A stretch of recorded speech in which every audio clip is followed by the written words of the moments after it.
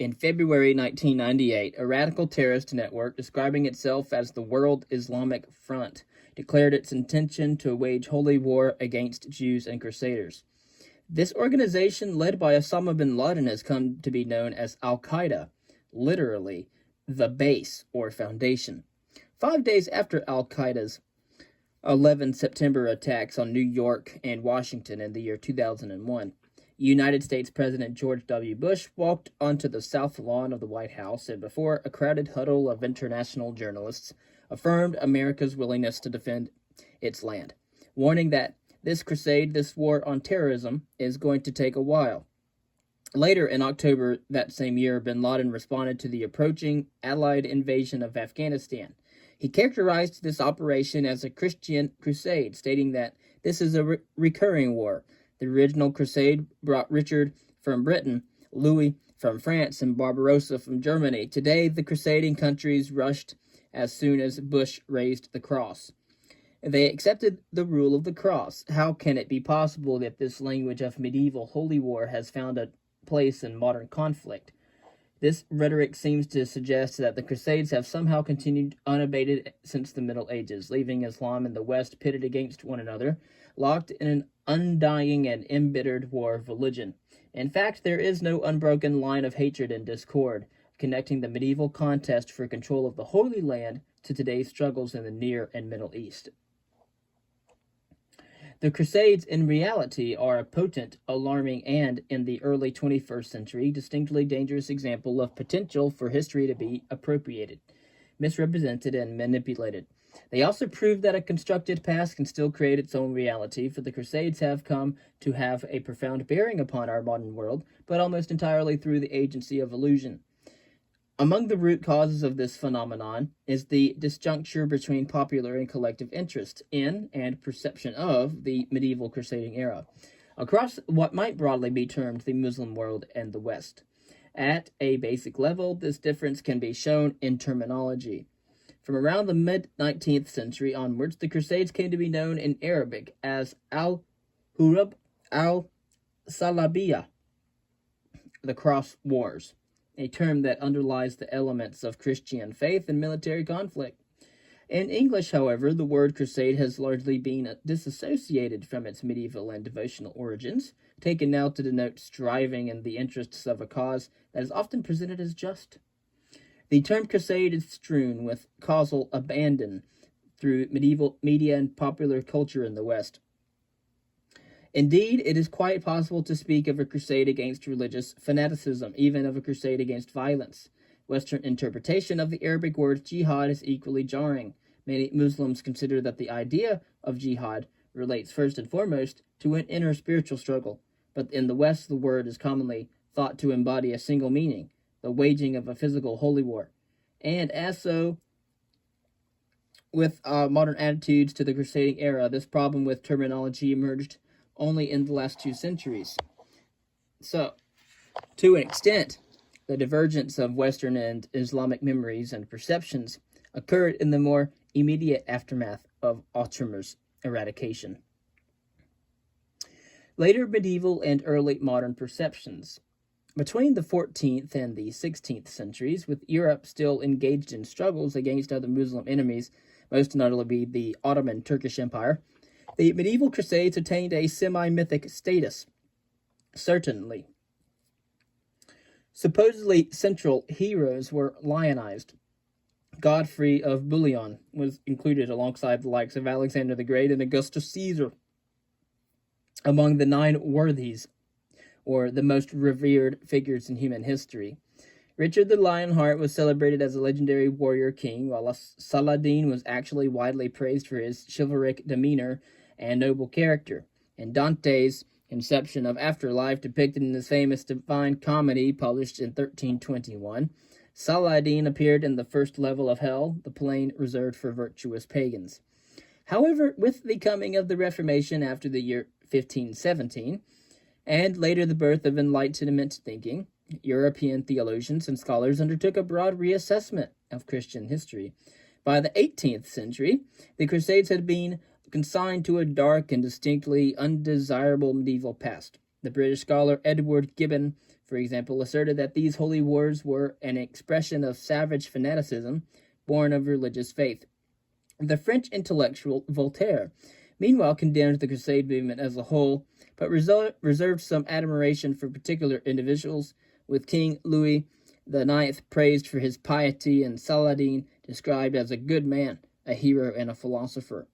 By contrast, throughout the late medieval and early modern periods of Mamluk and Ottoman rule, Near and Middle Eastern Islam exhibited very little interest in the Crusades. Most Muslims seem to have regarded the war for the Holy Land as a largely irrelevant conflict, fought in a bygone age. True, the barbarous Franks had invaded the Levant and carried out acts of violence, but they had been roundly punished and defeated. Islam, quite naturally, had prevailed, and the era of Frankish intrusion was brought to an unequivocal and triumphant end. When heroic figures were drawn as exemplars from this period, they tended to differ from those selected in the West. Far less attention was paid to Saladin. Instead, Nur al-Din's piety was applauded, while Baybars became prominent in folklore from the 15th century onwards. Throughout these centuries, there appears to have been no sense that Crusader aggression had sparked a perpetual holy war, or that Frankish atrocities still somehow demanded retribution. To understand how the Crusades emerged from the dusty corners of history, seemingly to become relevant to the modern world, the academic study and social, political, and cultural recollection of these wars since 1800 must be traced in Islam and the West. The Crusades in Western history and memory.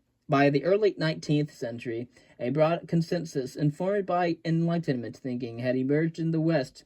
Medieval crusaders were scorned for their brutish and misguided barbarity, though occasionally lauded for their bravery. However, attitudes were soon to be tempered by a potent stand of Romanticism for a more idealized vision of the Middle Ages. This trend was evoked in the widely popular and hugely influential fiction penned by the British author Sir Walter Scott. His novel The Talisman in 1825, set at the time of the Third Crusade, portrayed Saladin as the noble savage, gallant and wise, while presenting King Richard I as a rather tempestuous thug. Scott's book, along with works including Ivanhoe in 1819 and those by other authors, and helped to engender a vision of the Crusades as grand, daring adventures. Around the same time, some European scholars began to engage in historical parallelism, the desire to see the modern world reflected in the past, depicting the Crusades and the creation of the Crusader states in triumphalist terms as commendable exercises in proto-colonialism. This trend started the process of separating crusading, and the very word crusade, from its religious and devotional context, allowing the war for the Holy Land to be celebrated as an essentially secular endeavor. Writing in the early 19th century, the French historian Francois Michaud published a widely disseminated 3-volume account of these holy wars, along with 4 further volumes of sources, peppered with misleading statements and misrepresentations of history. Francois applauded the glory earned by the Crusaders, noting that their objective was the conquest and civilization of Asia. He also identified France as the movement's spiritual and conceptual epicenter, stating that France would one day become the model and center of European civilization. The Holy Wars contributed much to this happy development, and one can perceive this from the First Crusade onwards. Although Michaud's publication were both the product of and further stimulus to potent sentiments of French nationalism, a drive to formulate a national identity that saw the war for the Holy Land dragged into a fabricated reconstruction of French history. But romanticized nationalistic enthusiasm for the Crusades was by no means the preserve of France. The newly created state of Belgium adopted Godfrey of Bouillon as his hero, while across the Channel, Richard the Lionheart was embraced as an iconic English champion. Both men were immortalized in striking equestrian statues in the mid-19th century. Godfrey's image stands in Brussels' Grand Place, while Richard sits astride his horse, sword raised, outside the Houses of Parliament in London. Throughout the 19th century, the tendrils of interest spread far and wide. Benjamin Disraeli, the future British Prime Minister, was fascinated by the Crusades, traveling to the Near East in the year 1831, even before he was elected to Parliament. and later publishing a novel, Tancred, or The New Crusade, about a young nobleman with a crusading heritage. The American writer Mark Twain also toured the Holy Land, visiting the battlefield at Hattin, and was much impressed by the sight of a sword once reputedly owned by Godfrey of Bouillon, which stirred visions of romance and the memory of the Holy Wars. In 1898, Kaiser Wilhelm II of Germany went to extraordinary lengths to enact this crusading fantasies. Decked out in mock medieval regalia, during a visit to the Levant, he proceeded on horseback into Jerusalem and then journeyed to Damascus to pay his respects to Saladin, whom the Kaiser regarded as one of the most chivalrous rulers in history. On the 8th of November, he laid a wreath on the Ayyubid Sultan's rather dilapidated tomb and later paid for his mausoleum's restoration. Of course, not all Western study of the Crusades in this period was colored by fanciful notions of romanticism and nationalistic imperialism. Through these same years, a strong trend towards a more precise, detached, and empirical approach was gathering pace. But even in the 1930s, the French Crusade historian René Grousset made comparisons between France's involvement in the Crusades and the return of French rule to Syria in the early 20th century, and it was the more impassioned and intemperate accounts that exerted most influence over popular perceptions. The potency and potential perils of such facile modern parallelism became apparent in the context of the First World War. In the course of this conflagration, France was granted a mandate to govern Greater Syria by the League of Nations, and French diplomats sought to reinforce claims to this territory by citing Crusade history. The British, meanwhile, were mandated to administer Palestine. Arriving in Jerusalem in the month of December in 1917, General Edmund Allenby was evidently conscious of the offense which might be caused within Islam by any tinge of crusading rhetoric or triumphalism, not least because there were Muslim troops serving in the British Army.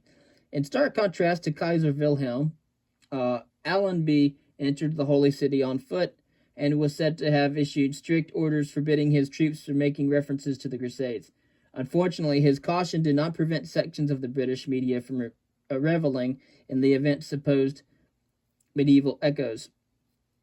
Indeed, the satirical English periodical Punch published a cartoon titled The Last Crusade, depicting Richard the Lionheart looking down on Jerusalem from a hilltop with the caption, "My dream comes true." Later, an apocryphal but nonetheless enduring rumor spread that Allenby had himself proclaimed, "Today the wars of the Crusades are ended." In fact, even then, the word crusade, already disassociated from religion, was starting to be detached in the English language from its medieval roots. In the year 1915, the British Prime Minister David Lloyd George described the First World War, or the Great War, as a great crusade in a rallying speech. By the time of the Second World War, General Dwight D. Eisenhower's D-Day orders, issued for the 6th of June 1944, contained the exhortation to Allied troops, quote, "You are about to embark on a great crusade," end quote. Eisenhower's 1948 account of the war was entitled Crusade in Europe.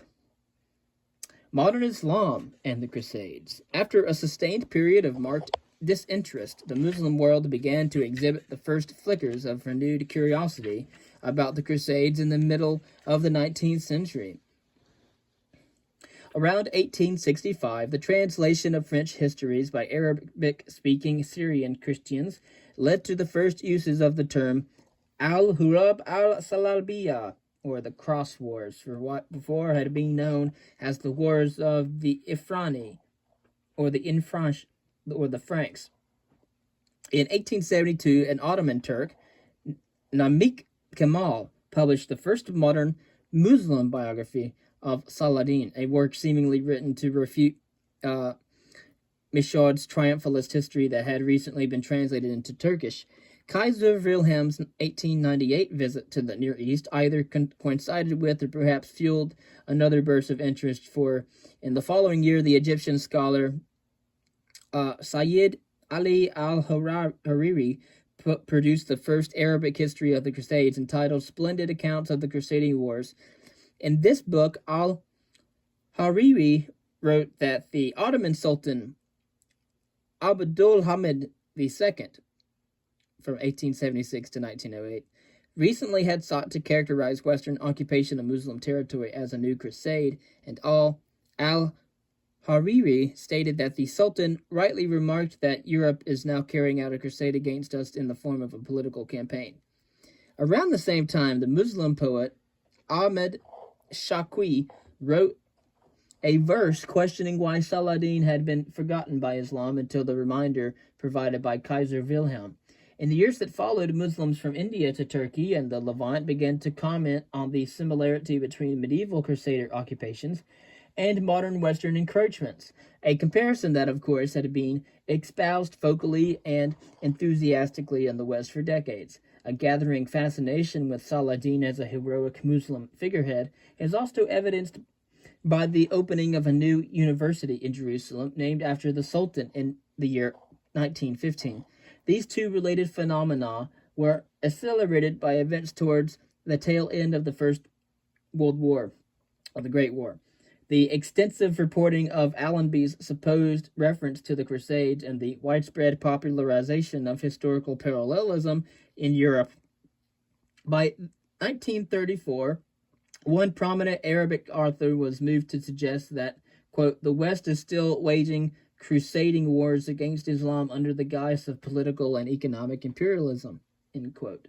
The critical change came, however, after the Second World War, with the United Nations or UN-mandated foundation of the State of Israel in the year 1948, the realization of what has been called Zionism. That October, the commentator Ab al-Latif Hamza wrote that the struggle against Zionists has reawakened in our hearts the memory of the Crusades. From 1948 onwards, the Muslim world engaged in an increasingly active re-examination of the medieval war for the Holy Land. Arabic culture already had a long tradition, stretching back to the Central Middle Ages and beyond, of seeking to learn from the past. It is not surprising, therefore, that across the Near and Middle East, scholars, theologians, and radical activists now started to refine and affirm their own historical parallels, to harness Crusade history for their own purposes. The principles of Crusade parallelism. This process of historical appropriation continues now. The Crusader period was and is exceptionally well suited to the needs of Islamic propagandists. Having come to an end almost 800 years earlier, the precise events of this era are sufficiently cloudy to be readily reshaped and manipulated. Useful facts can be selected. Any uncomfortable details that do not correlate with a particular ideology are easily discarded. The Crusades can also be used to construct a valuable didactic narrative because they encapsulate both Western attack and eventual Islamic victory. Jerusalem's role likewise is critical. In reality, the political and even the devotional importance accorded by Muslims to the holy city varied and wavered in the course of the Middle Ages, even as it did in later centuries. But the medieval struggle for dominion of this site helps modern ideologues to cultivate an idea of Jerusalem, and most especially of the Haram as Sharif, or Temple Mount, as a sacred and inviolable stronghold of the Muslim faith. Over the past 60 years, a wide range of Islamic groups and individuals, from politicians to terrorists, have sought to draw comparisons between the modern world and the medieval Crusades.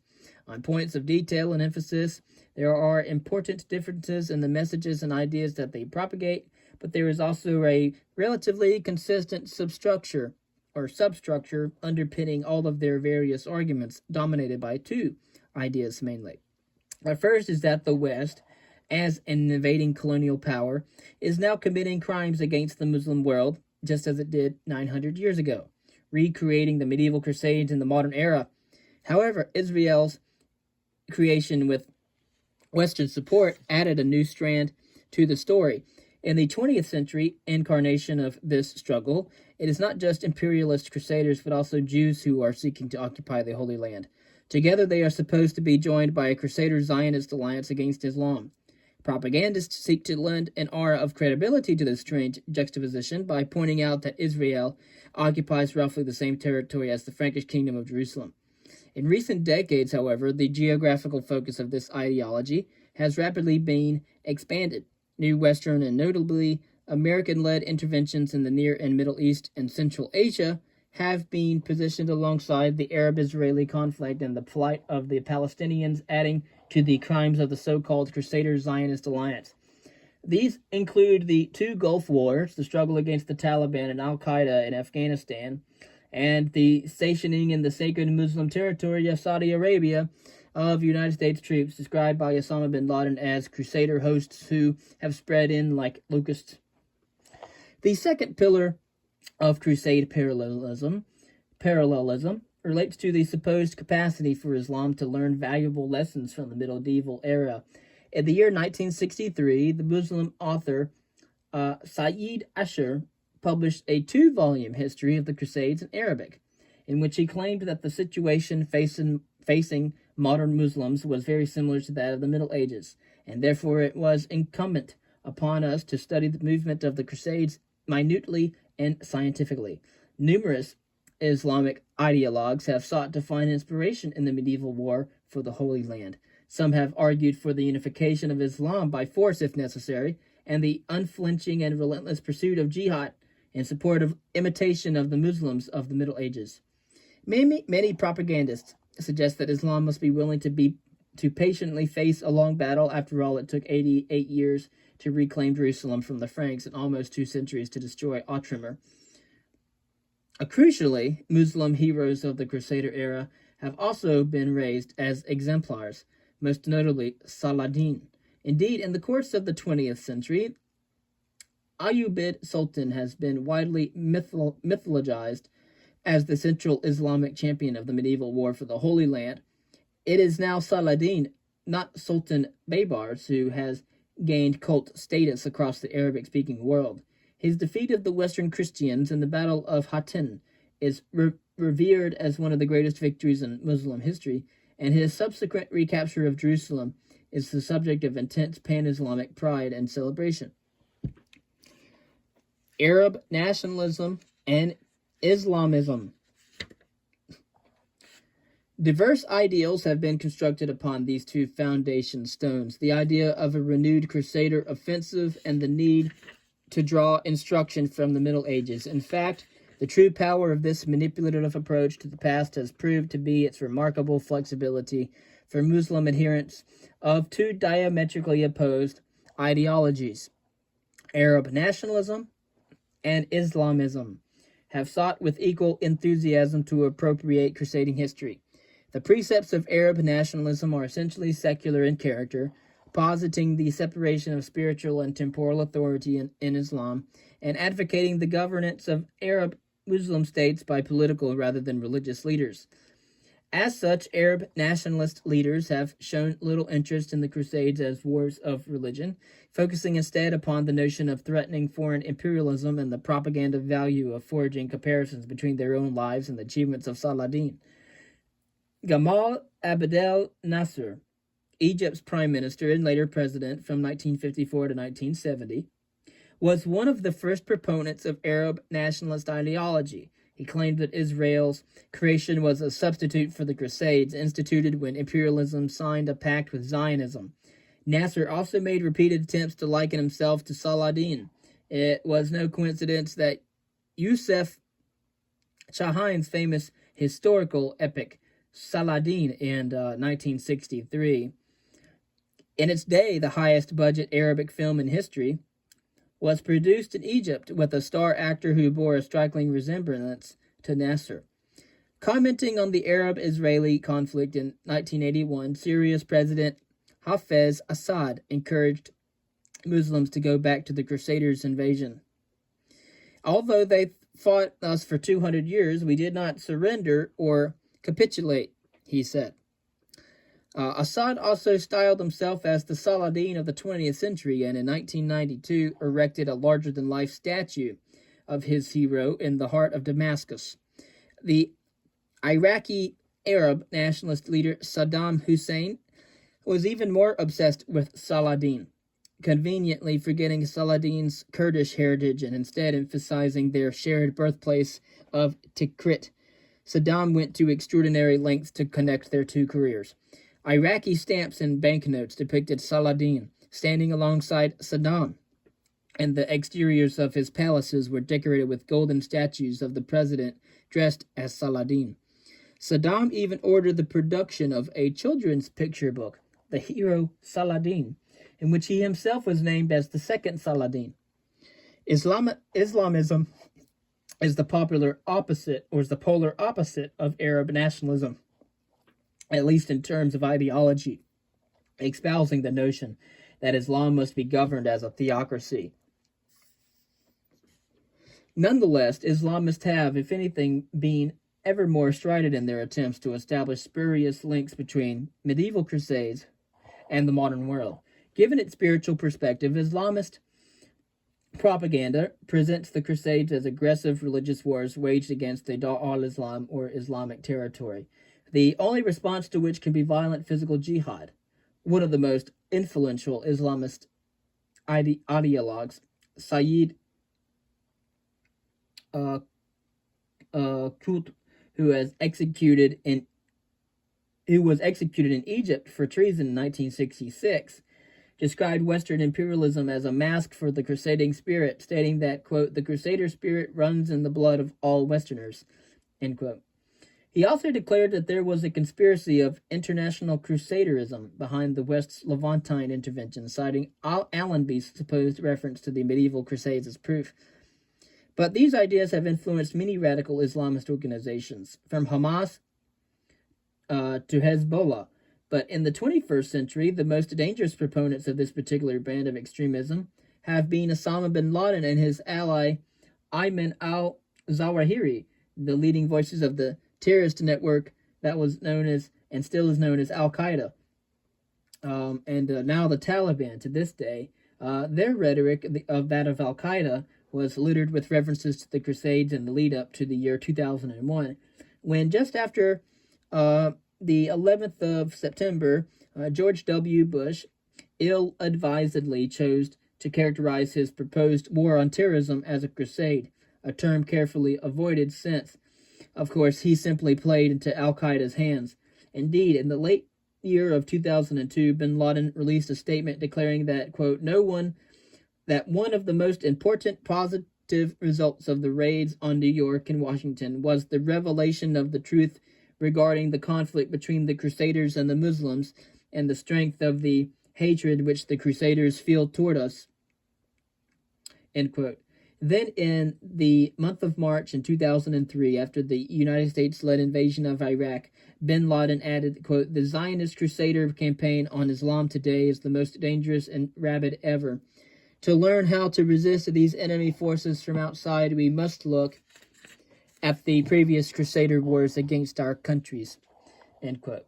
This inflammatory and misleading propaganda, grounded in the manipulation of history, has little to show and shows little sign of abating. The Crusades in history. Crusade parallelism has played a distinct role in shaping the modern world, one that in recent times has been widely misunderstood. The manipulation of the history and memory of the war for the Holy Land, the Crusades, began with 19th century Romanticism and Western colonial triumphalism. It has been perpetuated by political propaganda and ideological invective in the Muslim world.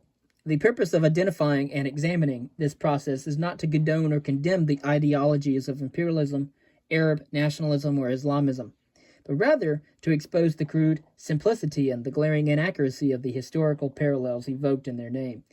The political, cultural, and spiritual resonances of the distant Crusades have been manufactured by an imaginary view of the past. Indeed, this is not history. One that trades in caricature, distortion, and fabrication, not the medieval realities of reciprocal violence, diplomacy and trade, enmity and alliance that lay at the heart of crusading. Of course, humankind has always shown a proclivity for the deliberate misrepresentation of history, but the dangers attendant upon Crusade parallelism have proven to be particularly intense. Over the last 2 centuries, the fallacious narrative has taken hold. It suggests that the Crusades were pivotal to the relationship between Islam and the West because they engendered a deep-rooted and irrevocable sense of mutual antipathy, leaving these two cultures locked in a destructive and perpetual religious war.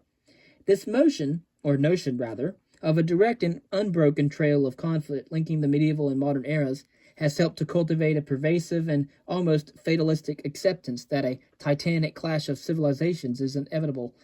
Yet dark, brutal, even savage as they sometimes were, the Crusades left no permanent marks upon Western Christian or Muslim society. In truth, the war for the Holy Land had been all but forgotten by the end of the Middle Ages, and indeed it was only resurrected centuries later. Perhaps the Crusades do have things to tell us about our world. Most, if not all, of their lessons are common to other eras of human history. These wars lay bare the power of faith, religion, and ideology to inspire fervent mass movements and to elicit violent discord. They affirmed the capacity of commercial interests to transcend the barriers of conflict. They illustrate how readily suspicion and hatred of the other can be harnessed. But the notion that the struggle for dominion of the Holy Land, waged by Latin Christians and Levantine Muslims so many centuries ago, does or somehow should have a direct bearing upon the modern world, is indeed misguided. The reality of these medieval wars must be explored and understood if the forces of propaganda are to be countered. These, indeed, incitements to hostility.